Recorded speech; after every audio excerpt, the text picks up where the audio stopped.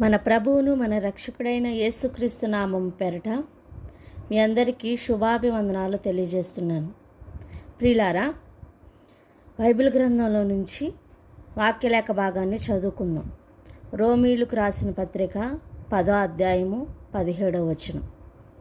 కాగా వినుట వలన విశ్వాసం కలిగెను, వినుట క్రీస్తును గూర్చిన మాటల వలన కలిగెను.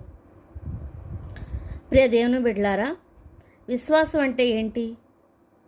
విశ్వాసం అంటే ఒక మాట నేను చెప్తాను. దేవుణ్ణి ఎరగని వాళ్ళు, అన్యులైనా, ఎవరైనా నామకార్థ క్రైస్తవులైనా ఏ విషయంలో వాళ్ళు విశ్వాసులుగా ఉంటున్నారు తెలుసా? ఫర్ ఎగ్జాంపుల్, జ్యోతిష్కాల మీద తాయిత్తులు కాళ్ళు చేతులు కడతారు కదా, అలాగే గుళ్ళో పూజారుల మీద, అలాగే ఇంట్లో పెద్దవారి మీద వాళ్ళు ఏది చెప్తే అది మంచిది అని విశ్వాసం ఉంచుతున్నారు. ఇది వాస్తు అని గ్రహించుకొని ఆ ప్రకారంగా నడుస్తున్నారు. కానీ క్రైస్తవులకు విశ్వాసం అంటే ఏంటో తెలుసా? హెబ్రీలు రాసిన పత్రిక 11వ అధ్యాయం. హెబ్రీలు రాసిన పత్రిక 11వ అధ్యాయము 1వ వచనం. విశ్వాసమనున్నది నిరీక్షింపపటువాడి యొక్క నిజస్వరూపమును అదృశ్యమైనవి ఉన్నవనుటకు రుజువునై ఉన్నది. విశ్వాసం అంటేనే యేసుక్రీస్తు. మన జీవితంలో ఈ కార్యం జరుగుట అసాధ్యమని మనం అనుకుంటాం, కానీ దేవుని మీద విశ్వాసం ఉంచితే అది జరిగిద్ది. Must and should.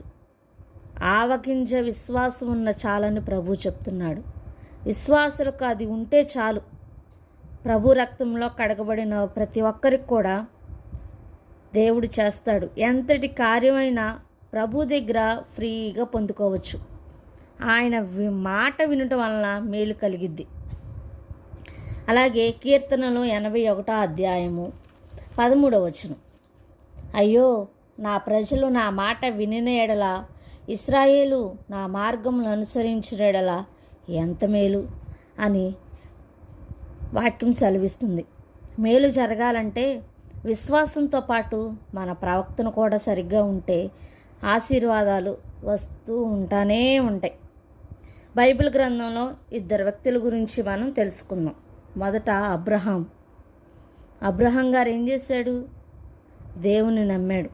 అది అతనికి నీతిగా ఎంచబడెను. ఆదికాండం 15వ అధ్యాయం 6వ వచనంలో ఉంది. అబ్రహాము దేవుని నమ్మెను, అది అతనికి నీతిగా ఎంచబడెను.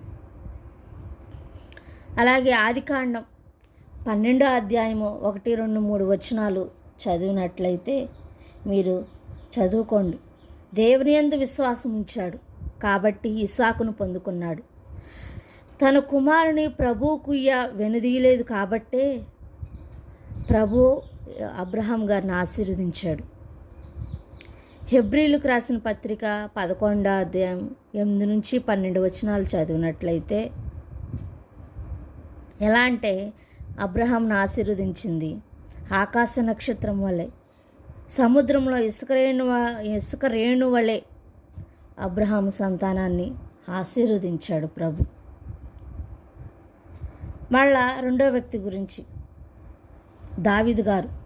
కీర్తనలు 84వ అధ్యాయము 11వ వచనం. దేవుడైన యెహోవా సూర్యుడును కేడమునై ఉన్నాడు. యెహోవా కృపయు ఘనతయు అనుగ్రహించును. యథార్థముగా ప్రవర్తించే వారికి ఆయన ఏ మేలును చేయక మానడు. దావీదు ప్రభు మీద విశ్వాసం ఉంచాడు, ప్రవక్తను కాపాడుకున్నాడు. 2 సమూయేలు 7వ అధ్యాయం 18వ వచనంలో మాట ఉంది. ప్రభువా యెహోవా, ఇంతగా నీవు నన్ను హెచ్చించుటకు నేను అంతటి వాడను, నా కుటుంబం ఏ పాటిదని. అదే అధ్యాయంలో 7వ అధ్యాయము 28, 29 వచనాల్లో కూడా రాస్తున్నాడు. యెహోవా నా ప్రభువా, మేలు దయచేయము, నీవు నీ దాసుడునైన నాకు సెలవిచ్చుచున్నావే. నీవు దేవుడవు గనుక నీ మాట సత్యము. దయచేసి నీ దాసుడనైన నా కుటుంబము నిత్యము నీ సన్నిధిని ఉండినట్లుగా దానిని ఆశీర్వదించుము. యెహోవా నా ప్రభువా, నీవు సెలవిచ్చి ఉన్నావు. నీ ఆశీర్వాదం నుండి నా కుటుంబం నిత్యము ఆశీర్వదింపబడునుగాక అని ప్రార్థన చేశాడు. దావీదును ప్రభు హెచ్చించాడు. అయినా తన కుటుంబం కోసం ఆశీర్వాదం నిత్యం ఉండాలని ప్రార్థిస్తూనే ఉంటున్నాడు. నమ్మకంగా ఉన్నాడు, తన ప్రవక్తను కాపాడుకున్నాడు. కాబట్టే ప్రభు దావీదును హెచ్చించాడు. దావీదు నా హృదయానుసారుడు అని కూడా ముద్ర వేశాడు.